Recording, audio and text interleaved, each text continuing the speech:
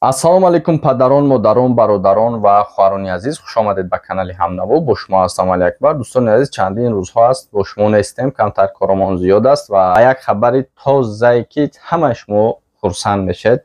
Хостам ҳамин хабарро расонам оиди муҳоҷирое ки аз роҳи оҳан, яъне ба поезд мехоҳанд ба Федератсияи Россия сафар кунанд. Нархшам ҳастае, ҳамаш ҳастае. Дӯстони азиз, аз шумо як чиз меравад, баъд як лайк мемонед, дар имо WhatsApp-тон поделиться мекунед ва баъдан мешинед бар роҳат тамошо мекунед.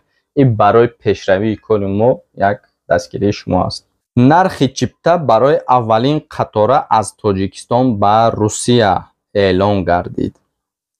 нархи чиптаи қатора аз душанбе ба Волгоград тақрибан 1400-1500 сомониро ташкил медиҳад. дар ин бора муовини сардори хадамоти бехатарии қатораҳои вилояти Хатлон Зоиршоҳ Файзуллоев зимни нишасти матбуотӣ хабар дод.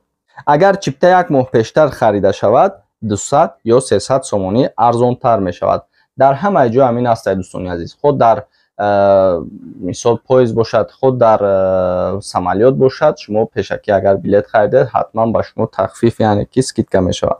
ба гуфтаи Файзуллоев, рӯзҳои наздик фурӯши чиптаҳои қатора аз душанбе ба Волгоград оғоз мегардад.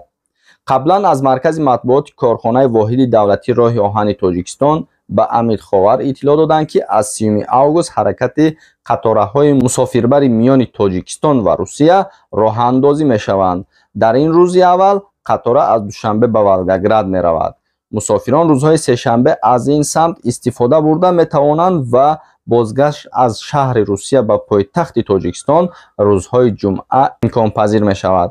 яъне ҳозир шумо мегӯед ки тақрибан чанд рӯз намерасанд. ҳозир мо ҳамро мегӯем. дарозии роҳ тақрибан 2.5 шабонарӯзро дар бар мегирад. сафар ҳар ҳафта сурат хоҳад гирифт. ғайр аз ин қатора дар самти Волгоград ва Хуҷанд ҳаракат мекунад. он тирамоҳ 7 сентябр ба роҳ монда мешавад. корхонаи воҳиди давлатии роҳи оҳани Тоҷикистон тавзеҳ додааст ки пас аз танаффуси дусолаи ҳаракати қатораи мусофирбар ба роҳ монда мешавад. ин тасмим дар ҷараёни сафари раиси корхонаи воҳиди РОТ, яъне роҳи оҳани Тоҷикистон ба Русия ва мулоқоти ӯ бо роҳбарияти роҳи оҳани Русия гирифта шудааст, гуфтанд дар ин ниҳод. ёдовар мешавем ки ҳаракати қатораи мусофирбар миёни Русия ва Тоҷикистон шуруъ аз 16 марти соли 2020 бино бар хатари паҳншавии ана ҳамин вабо муваққатан манъ гардида буд. дӯстони азиз, хабарҳои хубро боз пешкаш шумо мегардонем. аз шумо танҳо як лайк меравад, як дар имотон поделиться мекунед ва дар канал обуна мешавед. тамом, дигар ягон чиз намеравад.